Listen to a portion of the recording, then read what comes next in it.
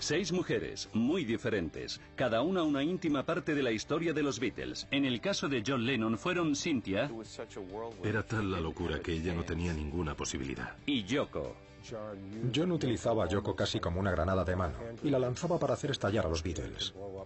Con Paul McCartney, antes que Heather fueron Jane...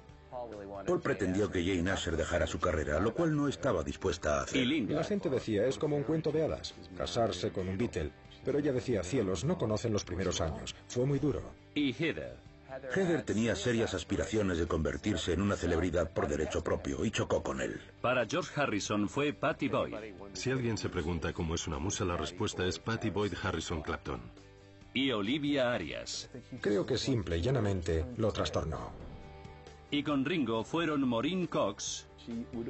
Ella siempre le tenía preparado un buen plato de comida cuando volvía del estudio de grabación. y Barbara Bach. Y vivieron felices para siempre, pasando por las drogas, por el alcoholismo de Ringo, por su sobriedad que ambos tuvieron que soportar. Y ahí siguen. Cuando por fin encontraron a sus compañeras definitivas, si a la primera vez no les había salido bien, procuraron por todos los medios acertar a la segunda.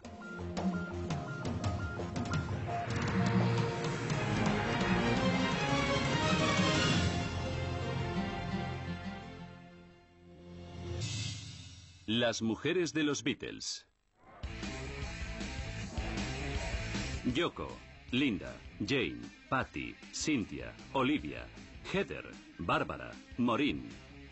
Fueron las mujeres que se casaron o salieron con el cuarteto más famoso del siglo XX. Nosotros los conocemos, por supuesto, porque todo lo referente a los Beatles fue noticia de primera plana durante 20 años. The Beatles. This rock and roll group has taken over as the kingpins of musical appreciation.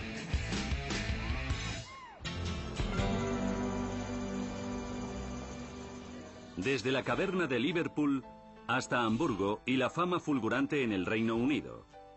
Y después el caos de los Estados Unidos, las películas, los álbumes, las infidelidades y al final la amarga ruptura del grupo. Todo ello lo recordamos, aunque ni siquiera hubiéramos nacido. Y cada una de las mujeres de los Beatles tiene una historia propia que contar. En el caso de John Lennon, su primer gran amor fue Cynthia Powell.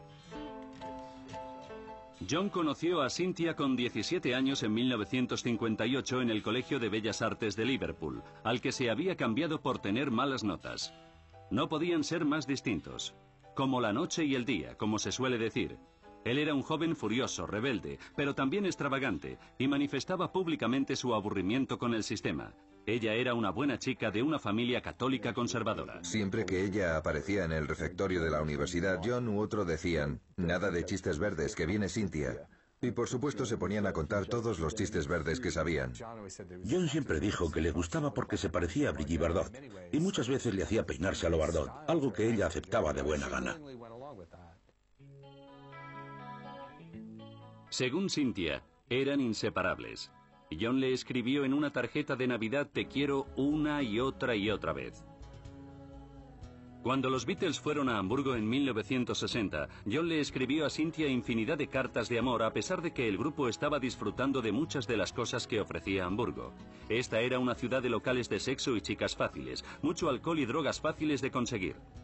Ya en enero de 1962 los Beatles estaban considerados el mejor grupo de Liverpool. Y lo último que su representante Brian Epstein deseaba era estropearle las fantasías a las quinceañeras, por lo que pidió a John y a Cynthia que mantuvieran su relación en secreto y le prohibió a la chica ir a los conciertos. Brian Epstein siempre creyó que los Beatles perderían su popularidad si se supiera que tenían novias o esposas. Era muy importante que estuvieran siempre disponibles para sus admiradoras, que se mantuviera vivo el factor del deseo. La acelerada fama del grupo aún no se traducía en dinero. En un momento dado, mientras John estaba en Hamburgo, Cynthia estuvo cambiándose de piso constantemente, suspendió los exámenes de la carrera e incluso llegó a estar en el paro. Entonces se enteró de que estaba embarazada. Podría haber sido una alegría para John, pero no lo fue. Los Beatles habían triunfado por fin y John veía al niño como una parada en seco. Aún así, accedió a casarse con Cynthia. ¿Y qué haces entonces? ¿Se habría casado con Cynthia si la hubiera conocido un año antes de que saliera Meet the Beatles? No lo creo. Y no era por culpa de Cynthia o porque no la quisiera, pero era tal la locura que ella no tenía ninguna posibilidad. No quería casarse, pero bueno, cuando Cynthia le dijo que estaba embarazada, más o menos accedió con desgana a ello, como lo habría hecho cualquier chico de clase obrera del norte, es decir, si dejas embarazada a tu novia, te casas con ella. La ceremonia fue sencilla y humilde, y se celebró en un juzgado de Liverpool una mañana lluviosa, y muchas de sus admiradoras seguían sin tener ni idea. A John le irritaba que la gente se enterara de que estaba casado. Claramente, no quería que se supiera. El 8 de abril de 1963, Cynthia dio a luz a John Charles Julian Lennon. John estaba encantado con el bebé, pero las diferencias entre John y Cynthia ya habían empezado a hacer mella en el matrimonio. Según dicen, Cynthia era casi como la chacha y el felpudo de John. Él la trataba así. Raramente estaba en casa, ni siquiera cuando nació Julian. No tenían tiempo para una esposa a tiempo completo, y menos para una familia. Cynthia era una carga para él y fueron unos años muy desgraciados. En 1964, y con el estreno de A Hard Day's Night, la Beatlemanía estaba en todo su apogeo. Ya para entonces todo el mundo sabía quién era Cynthia Lennon, y ella intentaba como mejor podía disfrutar del éxito del grupo. La fama en la cantidad en que le fue servida a los Beatles y a la gente de su alrededor era algo peligroso y aterrador. Y creo que las mujeres de los Beatles se metieron en algo que para muchas era un sueño, pero que en realidad era una situación complicada. Y entonces, en 1966, apareció Yoko. En el estudio de grabación, la tensión entre los Beatles había llegado a un punto en el que cada sesión era más tensa que la anterior. En esa época fue cuando John visitó la Galería Índica de Londres, en la que se exhibían obras de arte conceptual de la artista Yoko Ono. Tenía una obra, concretamente, esto es total y básicamente arte conceptual, en la que había que subir por una escalera y mirar algo. Y en eso que miraba ponía, sí, la vida de Lennon era un decir no permanente. Eso debió de ser un soplo de aire fresco para él. Debió de parecerle encantador. Pero Yoko no estaba interesada en John en ese momento. No estaba interesada. Y el hecho de que no lo estuviera debió de resultarle sumamente interesante para alguien que figuraba en todas las listas de las fiestas de todo el mundo. En el momento en que se conocieron, Yoko era una mujer experimentada en la vida y era famosa en el mundo del arte por derecho propio, pero su infancia había sido realmente dura. Yoko Ono provenía de una de las familias más ricas y conocidas de Japón. Pero después de Hiroshima y Nagasaki, le pasó como a muchos otros japoneses. Tuvo que vivir en la calle, en el campo. Así que, ¿quién podría jamás superar algo así? Eso también le enseñó a tener un gran instinto de conservación. Pero la guerra no había destruido la posición de la familia y al poco tiempo el padre de Yoko, un banquero, se trasladó con su familia a un barrio residencial de Nueva York.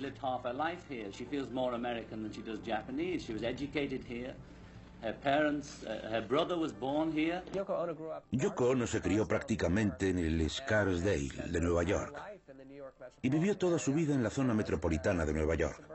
Y en cierto modo era la típica chica de barrio bien, pero también creció durante la posguerra y era una chica japonesa afincada en Estados Unidos. Y tuvo que lidiar con todo eso durante unos años muy tensos y difíciles. Fue a la Universidad Sarah Lawrence, se casó y se divorció de 2 músicos y se convirtió en una figura del arte de vanguardia de Nueva York y Europa. Y al poco tiempo John Lennon iba a enfrentarla con su querido grupo. Tras su encuentro en la galería londinense, Yoko Ono y John mantuvieron un tira y afloja durante algún tiempo antes de que las cosas tomaran un cariz serio.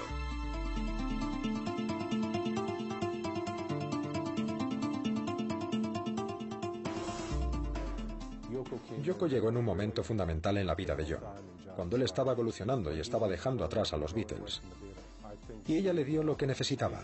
Él necesitaba a alguien vanguardista, que no tuviera pelos en la lengua. Alguien que pudiera plantarle cara. Pero, más que nada, necesitaba a alguien que pudiera plantarle cara a Paul McCartney. Y, por supuesto, John tenía sus propios atractivos. Creo que Yoko vio que John era listo, que John era interesante, que era rico, ¿no? John era alguien que podía hacer realidad muchas cosas. Porque una cosa es poder montar un evento artístico en los sectores marginales del arte londinense o neoyorquino, y otra muy diferente poder hacer algo a escala mundial y que todo el mundo le preste atención. Pero John seguía casado con Cynthia. En mayo de 1968, Cynthia se encontró por casualidad con John y Yoko y, según cuentan, la pareja la saludó como si de una amiga se tratara. John y Yoko ya estaban demasiado unidos como para separarse. Cuando por fin pudo parar y serenarse y tal vez tener una verdadera relación con alguien, una pareja, había evolucionado espiritualmente y había aprendido muchas más cosas, y no quería seguir casado con la chica que había conocido en el instituto.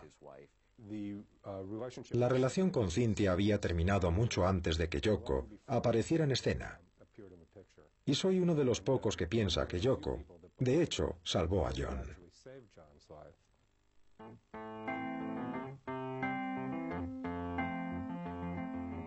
Poco después, John solicitó el divorcio alegando que Cynthia había sido infiel. Al poco tiempo, Yoko iba a todas partes con John, incluidas las sesiones de grabación. John invitaba a Yoko al estudio cuando el grupo estaba grabando. Eso era una herejía en aquellos tiempos. Recuerden que no fue allí sin ser invitada. John Lennon la metió ahí. Y le dijo, di lo que quieras, dinos cosas de la música. Y le ponían una cinta y ella hacía comentarios. Y decía, Beatles, demasiado de esto. Beatles, demasiado de lo otro. Y en un momento dado, Paul McCartney se hartó y dijo, somos los Beatles, guapa, los Beatles. En la historia tradicional de la ruptura de los Beatles, esta es la época en la que Yoko aparece siempre como la mala de la película. Ciertamente, Paul, George y Ringo estaban molestos con John por lo que su relación con Yoko estaba provocando. Resulta curioso que cuando George estuvo organizando los conciertos para Bangladesh y reuniendo un grupo de estrellas, invitara a John a sumarse al evento, pero con la condición de que Yoko no tuviera nada que ver en todo ello. Yoko no subiría al escenario. En consecuencia, cuando se acercaba el momento fatídico, cuando su marido se disponía a subirse de verdad al escenario sin ella, a Yoko le dio un berrinche. Y los dos se volvieron en el siguiente avión a Inglaterra para promocionar el libro de Yoko, Grapefruit. Pero el grupo tenía claro que la verdadera lucha era entre John y Paul, amigos y rivales musicales, que ahora tenían ideas opuestas acerca del futuro de los Beatles. No creo que tuvieran celos de su relación con Yoko. Creo que lo que más les cabreaba de todo era la manera en cómo John utilizaba a Yoko, casi como una granada de mano que lanzaba para hacer explotar a los Beatles. Era algo totalmente calculado por parte de John. Él no lo podía hacer por sí mismo. No podía enfrentarse a Paul, de manera que buscó a alguien que sí pudiera hacerlo. La idea de que Yoko Ono provocó la ruptura de los Beatles me parece ridícula. Para empezar, su compañero era casi el que más carácter tenía de los cuatro. Es decir, no creo que nadie hubiera podido llevar a Lennon con una correa, a menos que él hubiera querido. Creo que Lennon estaba buscando una dirección y Yoko se la proporcionó. Los admiradores estaban menos dispuestos a perdonarla. Los admiradores de los Beatles no la entendían para nada. Y también les preocupaba que de repente John hablara de política y se mostrara más radical. Que discutiera sobre el consumo de LSD y de alucinógenos, y de la alteración de la conciencia, y del feminismo, y del racismo, y de la discriminación por motivos de edad, y de protestas desde la cama, y de portadas de discos con desnudos. Los admiradores de los Beatles decían, yo quiero cogerte de la mano, por favor, vuelve otra vez a lo que nos interesa. Para algunos, hasta el origen étnico de ella era un problema. Recuerden que estamos en Gran Bretaña, sobre todo en la Gran Bretaña de finales de los 60, y que no era una sociedad multicultural. Una gran parte del público británico era francamente racista a la hora de juzgar su relación.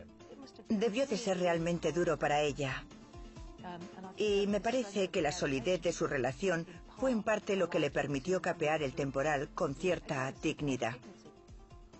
El 20 de marzo, John y Yoko se casaron en Gibraltar. Y aunque poca gente pudo ver su boda, la pareja quería que todo el mundo compartiera su luna de miel con sus 7 días en la cama por la paz. Había una cola de 5.000 personas esperando a que se les recibiera. Y cuando entraron vieron a una pareja en la cama en pijama hablando de la paz sin parar. Su apología desde la cama está completamente en línea con todos los elementos de su obra, a saber, el arte de vanguardia, la provocación, la política y lo público. John decía, vamos a intentar vender la paz como Madison Avenue vende pasta de dientes. Esta forma conceptual de mover un pensamiento de manera mediática es algo que viene mucho de Yoko. Parecía que John había encontrado su media naranja. En el caso de Paul McCartney también llevaría tiempo.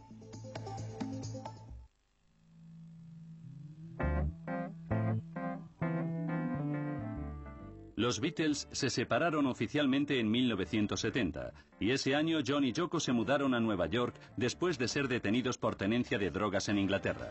En 1973 tuvo lugar el famoso fin de semana perdido, en realidad 1 año y medio, en el que John, con permiso de Yoko, estuvo con su secretaria May Pang. John vivió esos meses a tope. Era el desenfrenado John de antes, el de las fiestas, las salidas con los amigos y las borracheras. Pero también empezaba realmente a echar de menos a Yoko. La última noche que trabajé para Elton, John trajo... Es más, fue la última noche que John apareció en un escenario. Y vino a cantar Lucy in the Sky con Elton en el Madison Square Garden. Y se presentó con May. Pero claro, Yoko también fue allí esa noche. En el Hotel Pierre tuvo lugar un enfrentamiento. En ese momento, John decidió que iba a volver con Yoko. Para siempre. Esa noche fue todo un espectáculo. Aún así, los años de Nueva York fueron de los más felices de sus vidas. Después de varios abortos nació Sin en 1975. John grabó 7 álbumes y Yoko continuó con la pintura y la música. No he conocido a ninguna pareja que estuviera tan enamorada como ellos. Y no dudaban en compartir esa experiencia con cualquiera que se interesara o quisiera saber. La última canción de amor que John compuso para Yoko está incluida en el álbum Double Fantasy, que ambos crearon juntos.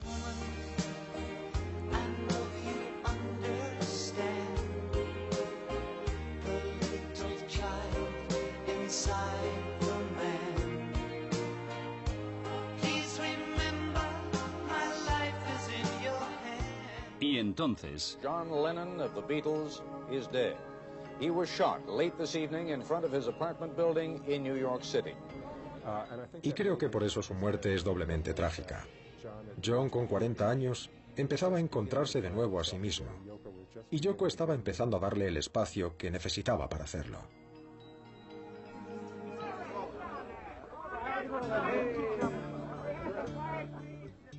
La mujer que fuera el primer amor serio de McCartney no podía haber sido más distinta de Cynthia Lennon. En 1963, en la cumbre de la Beatlemanía, Paul empezó a salir con una actriz de 17 años llamada Jane Asher. Una rubia cobriza, muy guapa. Era un poco del estilo de una Hayley Mills o de una Judy Geeson. Una de esas actrices que salieron de la nada a mediados de los 60 en Gran Bretaña y que de algún modo parecían encarnar ese momento de la historia de la cultura pop. Su carrera de actriz se remontaba a su infancia. Cuando conoció a los Beatles en 1963, ya era una actriz muy conocida y famosa en todos los medios de comunicación.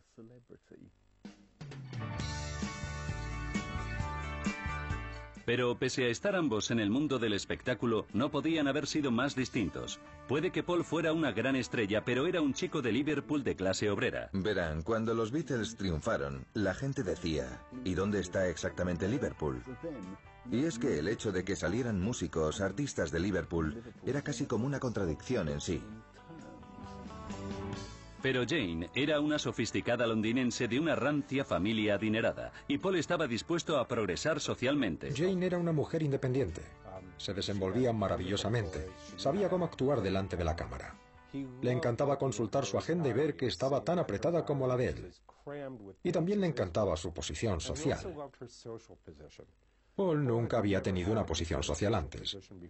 Y Jane conocía a todo el mundo.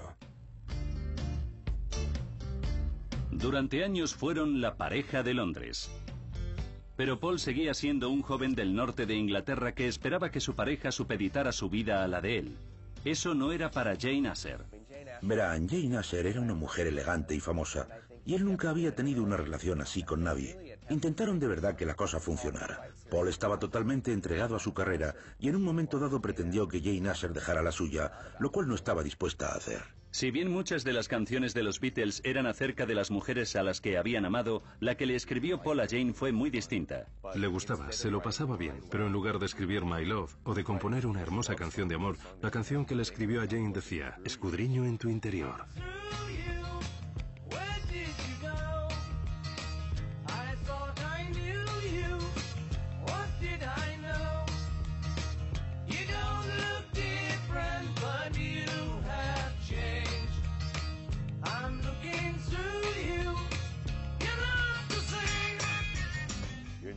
Y no eres la misma. ¿A dónde has ido? Se volvió muy pretenciosa. Ahora estoy con Paul McCartney, estoy en la onda. Y eso no era lo que Paul quería en una mujer. Y su canción fue una canción de despedida. Aunque acabaron comprometiéndose, a finales de 1967 estaba claro para los dos que todo había terminado. Y fue una fotógrafa norteamericana llamada Linda Eastman quien le hizo a Paul decidirse.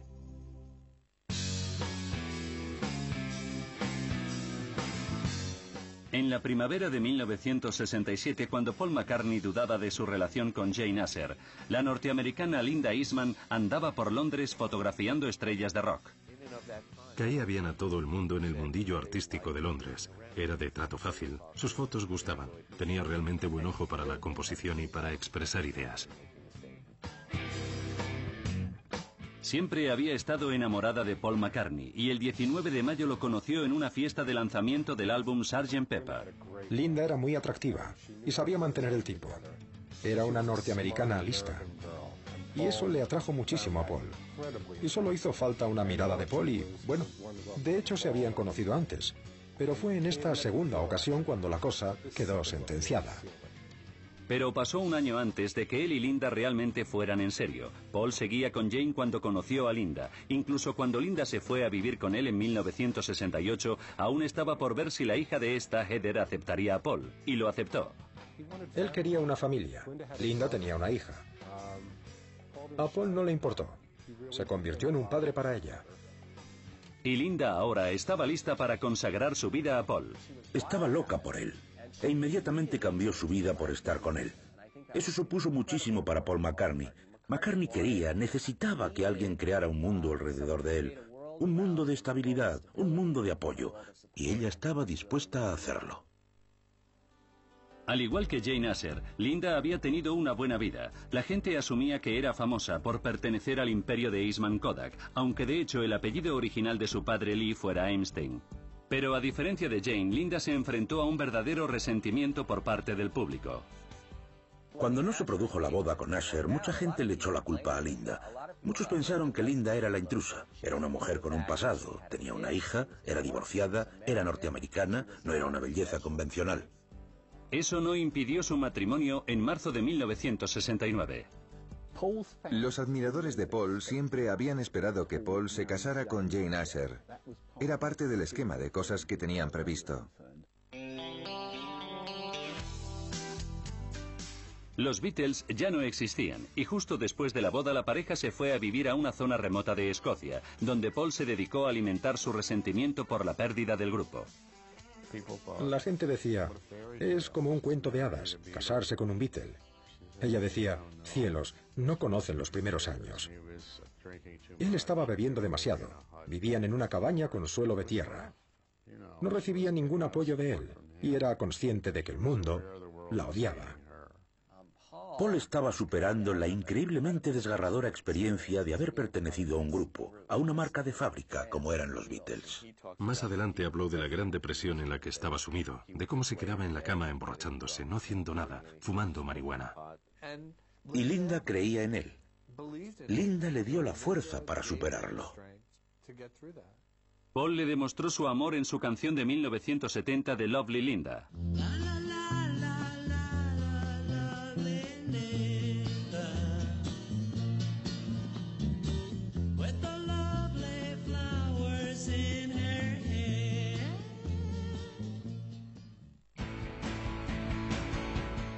Paul sobrellevó en parte la muerte de los Beatles formando los Wings. Durante 10 años, desde 1971, Linda estuvo ahí, en el escenario, y a menudo fue criticada por su voz. Ella decía, no quiero estar aquí. Quiero estar en casa, con los caballos, los niños, el jardín. No sé tocar el piano. Lo sabe todo el mundo. Se ríen de mí. Escriben cosas de mí. Se burlan de mí. La razón de que Linda estuviera en el escenario tocando el teclado y haciendo los coros de los Wings, es porque Paul lo quería así. Pero no creo que ella se considerara especialmente una estrella del rock. Tocaban juntos, viajaban juntos, y gracias a Linda la pareja de urbanitas se convirtió también en gente de campo. Esto es realmente la influencia de Linda Eastman sobre él. Se alejaron del mundo, construyeron un nido juntos. Por influencia de Linda, Paul se hizo vegetariano y defensor de los derechos de los animales. Linda amasó su propia fortuna gracias al éxito de sus libros de cocina vegetariana y alimentos congelados. El punto de inflexión en sus hábitos alimenticios se produjo un día en que estaban comiendo cordero asado en su granja de Sussex. Estaban mirando por la ventana a los prados y vieron unos corderos retozando por el campo y por lo visto uno de ellos exclamó: ¿pero qué estamos haciendo? Y desde entonces nunca más volvieron a comer carne. En sus casi 30 años de matrimonio, Paul y Linda construyeron lo que para muchos sería el matrimonio más feliz de todos los Beatles. Cuando conocí a Paul en 1997, fui a su casa en Hastings. Y mirando a mi alrededor dije, ¿pero dónde vivía realmente? Y él dijo, aquí es donde vivimos. Y yo dije, hay solo 3 habitaciones. Y él dijo, es que Linda y yo desde el principio decidimos que para tener una familia feliz teníamos que vivir uno encima del otro. Y creo que eso me dio muchas más pistas sobre Linda y Paul que lo que había oído por ahí.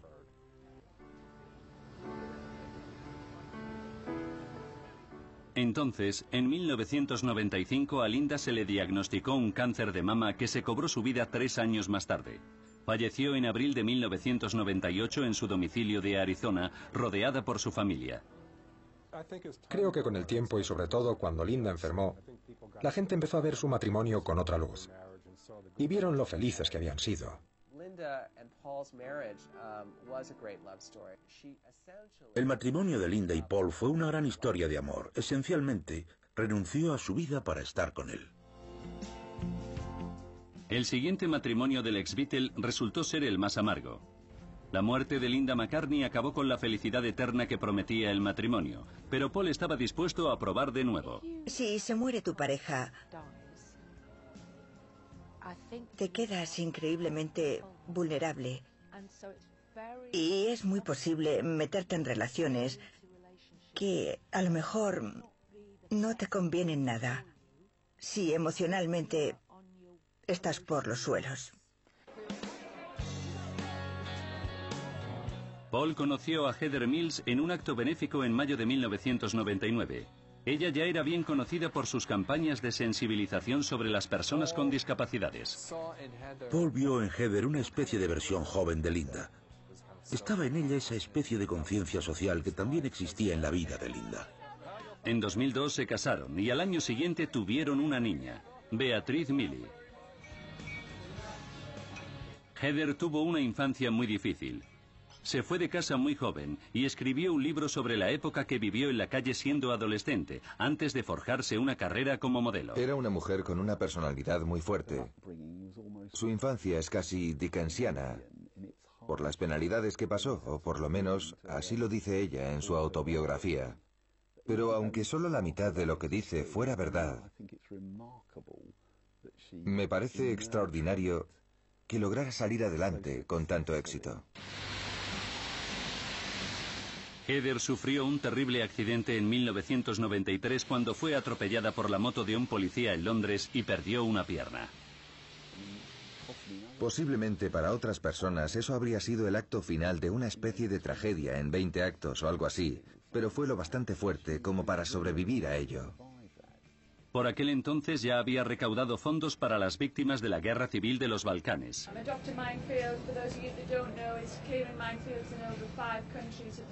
El accidente la llevó a realizar una campaña para enviar aparatos ortopédicos nuevos a las víctimas de las minas de tierra en zonas devastadas por la guerra. El matrimonio de Paul y Heather fue polémico desde el principio. Se dijo que los hijos de Paul se oponían y Heather soportó las acusaciones que la tachaban de cazafortunas. Creo que las tensiones del matrimonio fueron probablemente obvias desde el principio para las personas allegadas a la pareja. Heather tenía serias aspiraciones a convertirse en un portavoz y una celebridad por derecho propio en el panorama global, y una mujer tan tenaz y fuerte chocaba con él. La pareja se separó en 2006 y el dramático divorcio, así como las acusaciones, según la prensa amarilla, de consumo de drogas, aún no se han resuelto. Pero Heather se ha ganado sus propios admiradores, en parte gracias a su valiente actuación en Dancing with the Stars.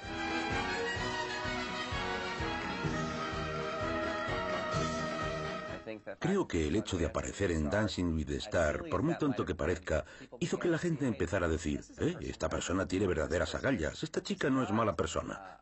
Además, es interesante que la misma Heather, cuando después ha tenido la oportunidad de hacer muchas entrevistas, haya sido muy diplomática y cortés en lo que respecta a Paul, algo que no necesariamente se ha reflejado así en algunos de los titulares de la prensa sensacionalista. Y luego estaba el Beatle tranquilo. Durante los primeros años del grupo, George Harrison siempre había tenido novias, pero nadie como Pattie Boyd. Si alguien se pregunta cómo es una musa, la respuesta es Pattie Boyd Harrison Clapton. Pattie Boyd. George estaba perdidamente enamorado de ella. ¿Cómo no iba a estarlo? Todo el mundo decía que no tenía más que entrar en un sitio para que todo se detuviera y todos los hombres se quedaran prendados con su energía. Y esa es la mejor descripción que he oído nunca de una musa. En algún momento u otro parece que todo el mundo estuvo enamorado de Pattie y muchos de los Beatles no pudieron evitar componer grandes canciones de rock sobre ella, como Wonderful Tonight y Something.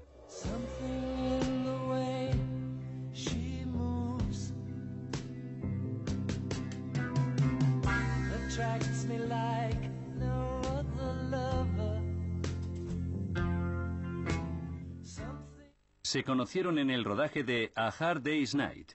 Pattie era una de las colegialas fanáticas de los Beatles. I'm sorry, miss, you mustn't fraternize with me prisoners. Prisoners? Convict in transit, tipping our legs, the lot of them. You are? Get out, ladies! Get out while you can! Por entonces ya era una modelo de éxito que había captado el look del acelerado Londres de los 60. Pattie tenía novio desde hacía 2 años e hizo falta algo de persuasión para que acabara saliendo con George. Pero en menos de un mes, el Beatle había comprado una casa para que vivieran juntos. Sin embargo, tardaron casi 2 años en casarse.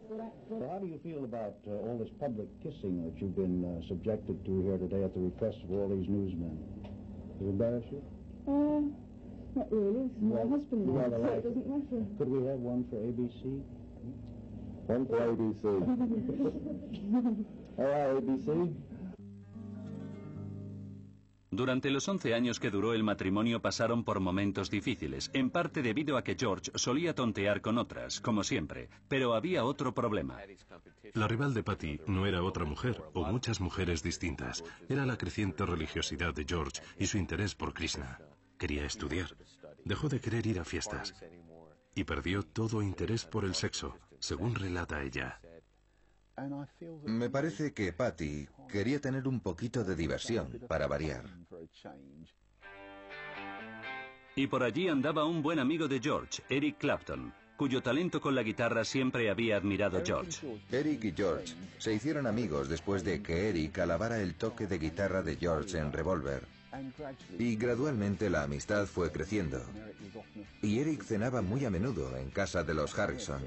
Entonces Eric se enamoró de Pattie, se enamoró de verdad. Su canción Leila, tal vez la mejor canción de rock que se haya escrito jamás, lo dice todo.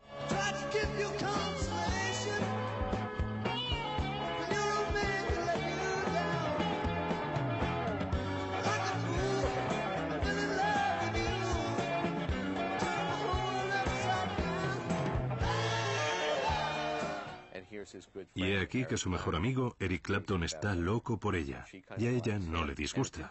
Y es interesante cómo acaba todo, cuando ella le dice, ¿sabes una cosa? Necesitas hacer este viaje. Te voy a dejar y me voy a ir con Eric Clapton. Y George dice, bien, eso es fabuloso para todos. George, desde luego, no estaba cansado de su matrimonio con Patty, cuando Eric se metió en medio. Y creo que todo eso le afectó mucho más de lo que quiere admitir.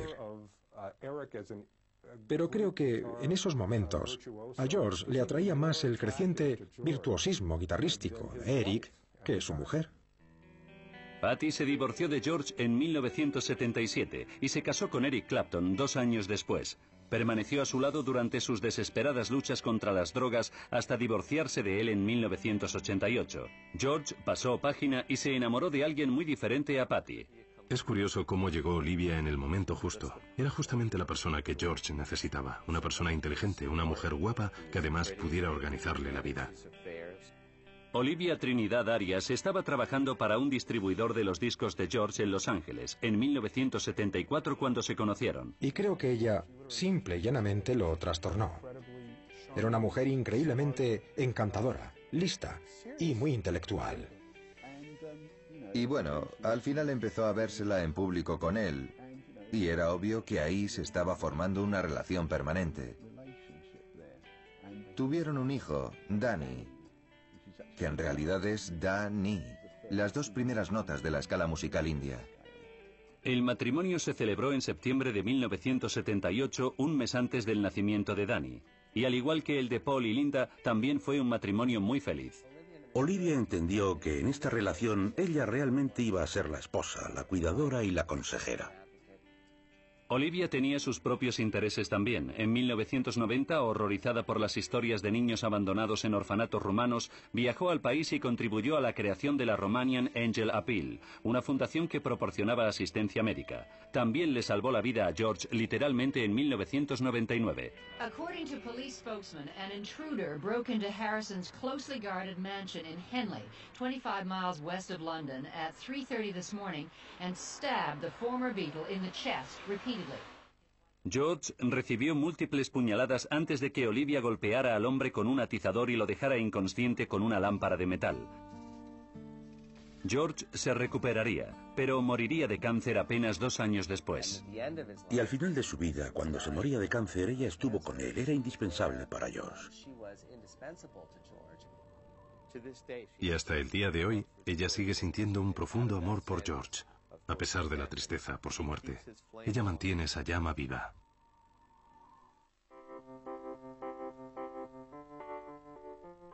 Ringo Starr nunca pasó por el caos que experimentaron sus compañeros de grupo, por lo menos no hasta después de la ruptura. Siempre fue el sostén, el favorito del grupo, y su primera mujer estuvo con ellos desde el principio.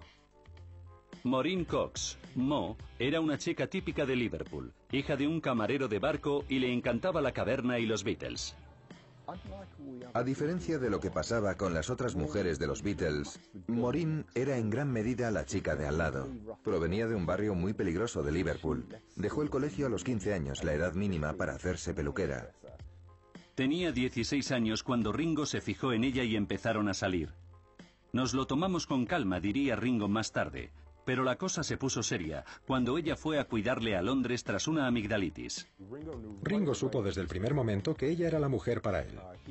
Él, más que ninguno de los otros Beatles, quería casarse, y así lo hizo. Y su matrimonio con Maureen fue feliz. Hasta que dejó de serlo. Se casaron en febrero de 1965. Él tenía 24 años y ella 18.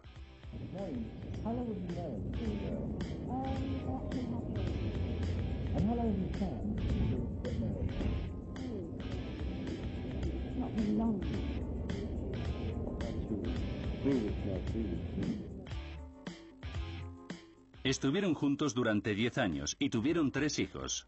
Maureen nunca rivalizó con su marido y a Ringo le encantaba la vida doméstica que Mo le ofrecía. Ella siempre le tenía preparado un buen plato de comida cuando volvía del estudio de grabación, por muy tarde que fuera. Siempre se encontraba en la mesa, no sé, un asado o lo que fuera, antes de irse a acostar. Pero en un matrimonio con muy buenos momentos, por supuesto, había también problemas. Mo y Ringo tenían problemas, sobre todo porque Ringo bebía. Y era una relación imprevisible de dos personas con caracteres fuertes que chocaban. El matrimonio se rompió en 1975 y aunque Maureen no deseaba la ruptura, ella y Ringo más tarde hicieron las paces. Él estuvo con ella en 1994 cuando con solo 48 años murió de leucemia.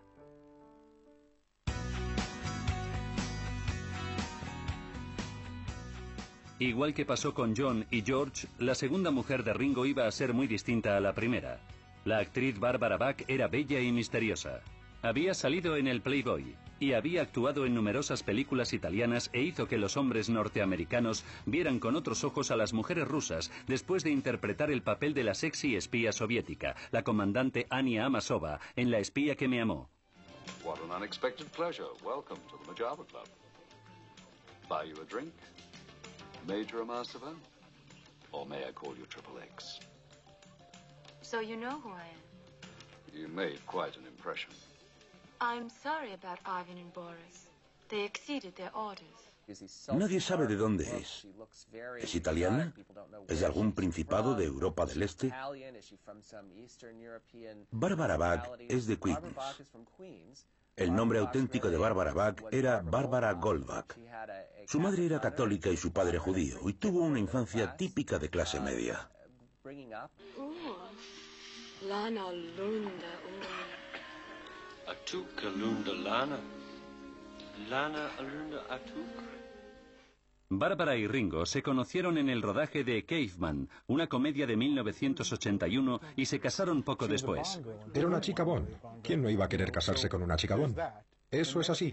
Y luego resulta que es una mujer increíblemente bella, lista e inteligente. La pareja lleva más de 25 años felizmente casada a pesar de que tuvieron problemas con las drogas. Cuando la superaron, Bárbara estableció una fundación para ayudar a otras personas con el mismo problema. ¿No es curioso cómo a veces las cosas salen bien? Barbara Bach, chica Playboy, Playmate, modelo, chica de portada, chica Bond. Se conocen haciendo la película más tonta que se haya podido hacer jamás, Caveman. Y se enamoran. Y viven felices el resto de sus vidas, pasando por las drogas, por el alcoholismo de Ringo, por su sobriedad que ambos tuvieron que soportar. Y ahí siguen. De vez en cuando, cosas así funcionan. Cada uno de los Beatles tuvo dos relaciones importantes, y para todos, menos para John, podría decirse que la primera fue lo que querían.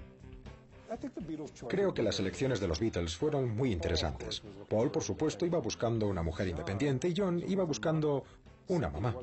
Cynthia no dio la talla. Yoko ciertamente sí.